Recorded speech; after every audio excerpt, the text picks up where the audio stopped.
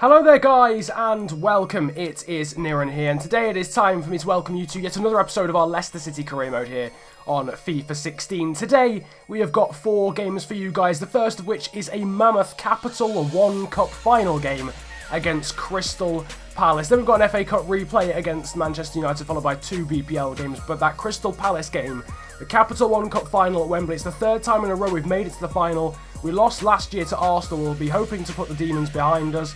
Last time you guys voted for Luis Suarez as your player of the episode, so he's going to try and play every game in this episode. Before we start though, I would massively appreciate if you could subscribe or at least check out one of my friends on YouTube. His name is Charlie or Charis Gaming. I've known him since primary school and it would just mean the world to me if you could go and check him out. So I would appreciate if you could just check the link in the description and subscribe to him and try and get him to like 100 subscribers or something like that. But for now, it is time for the first game of today's episode, and it's a titanic one, let's be honest. It's Wembley, it's the Capital One Cup final again. We seem to find ourselves here on a very regular basis. Luis Suarez, unsurprisingly, is the man to watch out for, and you can see the squad for this cup final in the background. Basically, the fully expected squad, there's nothing really different about it. Embolo and Suarez are our strike force of choice. There you can see Embolo, and there is Connor Wickham, who will try and do the same job as Luis Suarez and Embolo at the other end of the field. But 20 minutes then into this cup final, Mahrez has been found by Embolo. Shot is blocked, it falls to Danny Drinkwater, who blazes the volley over the bar. Probably should have done a little bit better, but it was a good position to find himself in, and it's a promising start. Embolo's been found by Drinkwater, it's off the post. The ball is scrambled away in the end by Palace. Embolo somehow not making a connection, but we are dominating the early exchange of this game. Half an hour gone now. Danny Drinkwater sees a run being made by Luis Suarez. Can he cut back? Yes, he can. He goes for the shot. Luis Suarez scores the first goal of this Capital One Cup final here at Wembley. Would you believe it?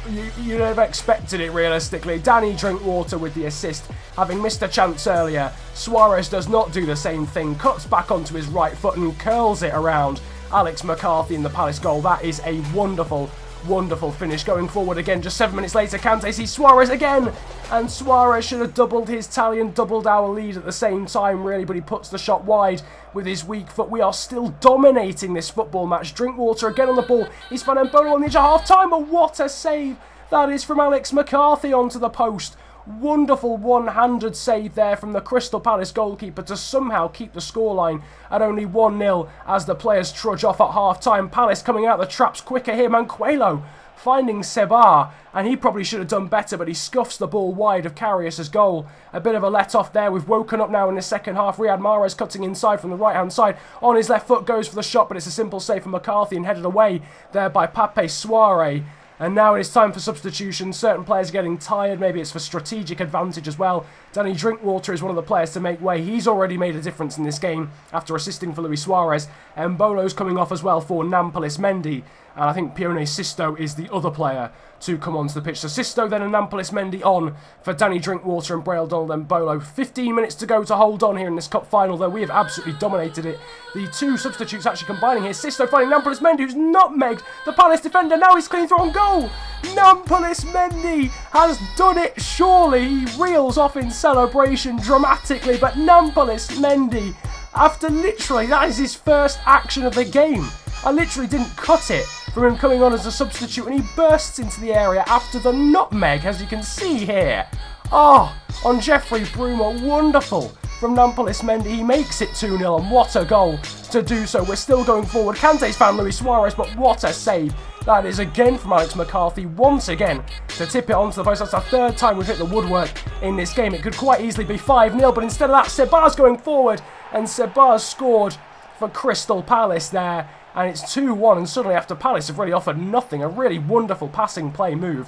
Finished off with Dwight Gale, crossing it there for the Portuguese winger to make it 2-1, and we're now struggling here with pressure. Jeffrey Bruma stolen the ball off Rudiger, but what a challenge. Returning there, the German centre-back to atone for his error. Palace pumping the ball forward still into injury time. We clear it away through Kante, and that is it. We are Capital One Cup finalists, and we are Capital One Cup champions once again for the 2nd time in this series. We beat Arsenal in Season 1. We were beaten then by Arsenal in Season 2. They got their revenge. Since then, We've beaten them as well in tournaments. Now, though, we beat another London club. It's Crystal Palace at Wembley to win the Capital One Cup final. 2-1. Nicholas Nkulu will lift the trophy high above his head as confetti falls from the air. Nicholas Nkulu getting ready then to lift the trophy. We are Capital One Cup trophy winners once again. It is another cup final, the third of this series, and it is the second one that we have won in terms of domestic cups. Nicholas Nkulu showing off the trophy to the Leicester fans who travelled all the way down to London from the East Midlands. Domenico Berardi and Pione Sisto celebrating. Sisto technically got an assist for that Nampalys Mendy goal, but Mendy himself doing basically all the work. That was the goal that won it for us in the end. That wonderful nutmeg, then bursting into the area and finessing the ball past the goalkeeper. Fireworks off in the sky. We have won the Capital One Cup for a second time, and it is glorious. As you can see in the background, though, the Man of the Match award going to Danny Drinkwater, who was actually substituted towards the end of the game. Good ratings as well there for Kante and Nkulu. And, of course, our first goal scorer, Luis Suarez. But it was Nampalys Mendy in the end who actually won us the game. He scored the vital goal that Palace were unable to equalise that phrase didn't really make any sense, but Nampalys Mendy himself is being rewarded with a bit of training. Frederick Riex, one of our best youth academy graduates there, he's got up to 66 in training.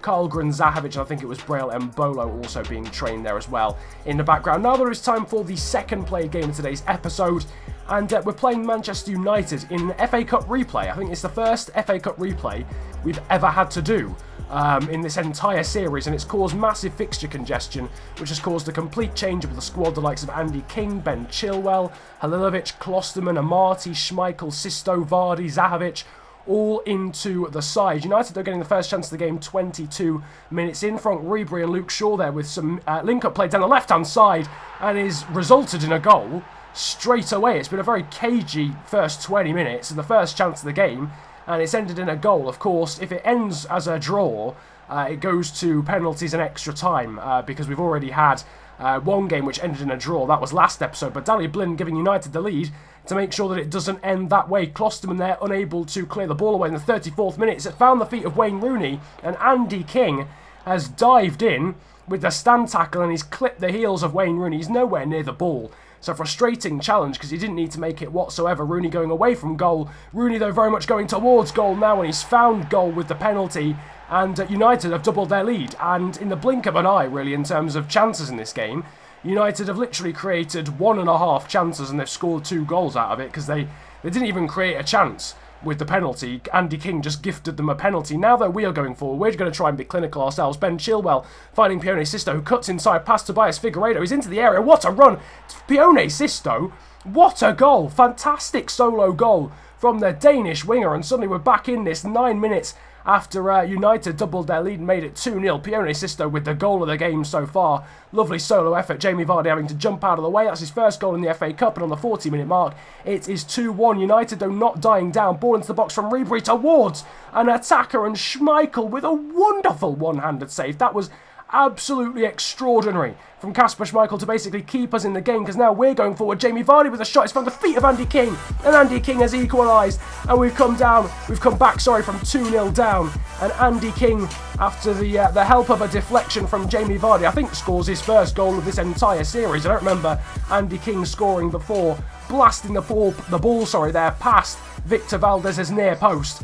And it is 2-2 with 12 minutes to go. We've got a direct express ticket towards extra time and penalties at the moment. Making a change, though, Luka Zahovic coming on for Shani Tarajai. Both of them signed on the same deadline day in Season 1, and they change places now. We are going forward into injury time, and look at this. Shani Tarajai off the bench is running through on goal. Can he win it for us? Yes, he can.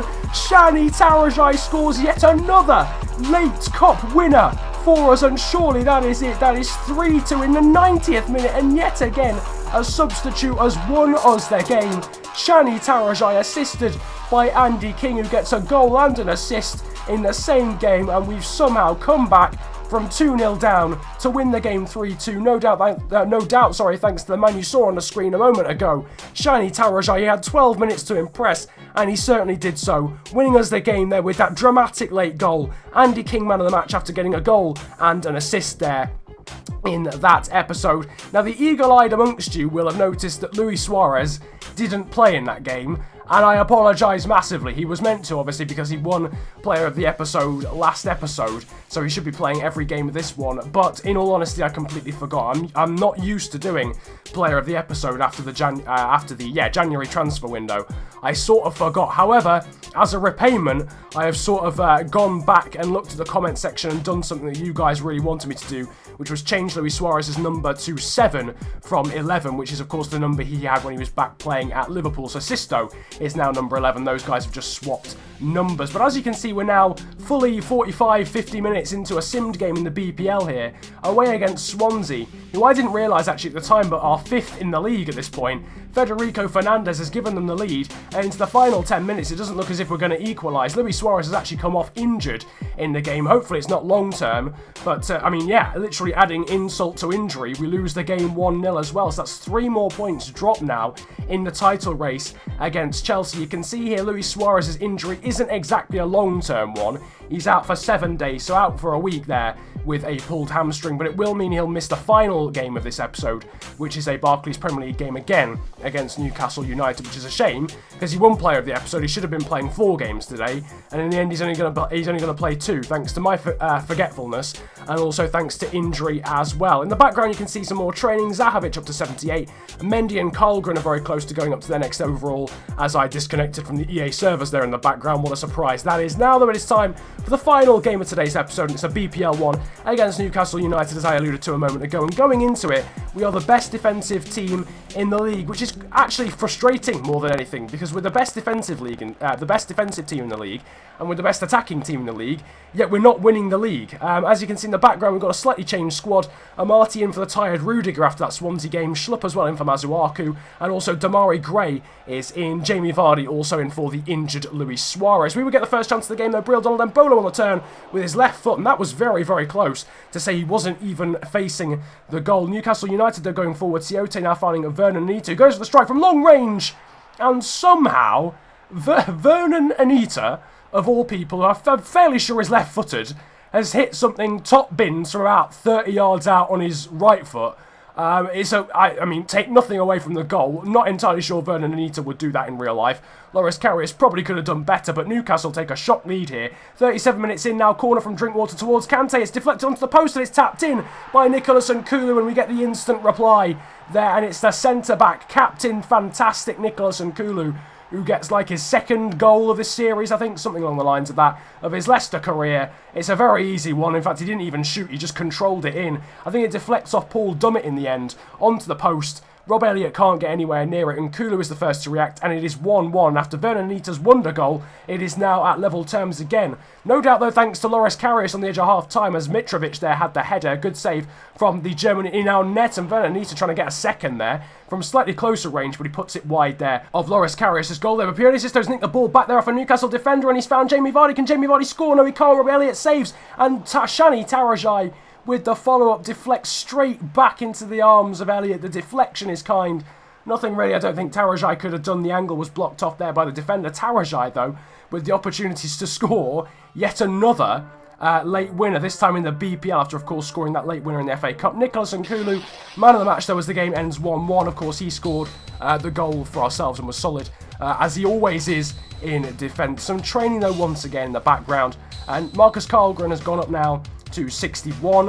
Nampalys Mendy also went up as well. That's because we've now reached the end of another month, and certain players sort of get natural growth. So Sisto and Tarajai are being trained now in the background as well. Now, though, it is time to decide the player of the episode for this episode, and I promise the winner will actually play all the games next episode. So the options for you guys this time are Shani Tarajai, who of course won us the game dramatically in the 90th minute in that FA Cup tie. Nampalys Mendy, who won us the Capital One Cup with the second goal of that game. Nicholas Nkulu, who picked up man of the match in the final game and, of course, scored a goal in this episode as well as performing well at the back. And then Pione Sisto, who scored one and assisted one so far in this episode. Andy King just missing out, I suppose. He got man of the match in that United game, but I can't put 5 options in.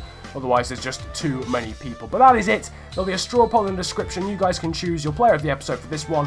In the background, you can see the table. We're now 5 points behind Chelsea, which is a bit of a shame. We have got to play them before the end of the season, so we absolutely have to win that game. Otherwise, we are basically out of the title race. But that is about it from me. If you've enjoyed the video, feel free to hit the likes button. Subscribe if you're new around here as well, and comment about enjoying the video if you enjoyed it that much. But it's been a pleasure ranting at you guys today. Have a great day, enjoy yourselves, and goodbye.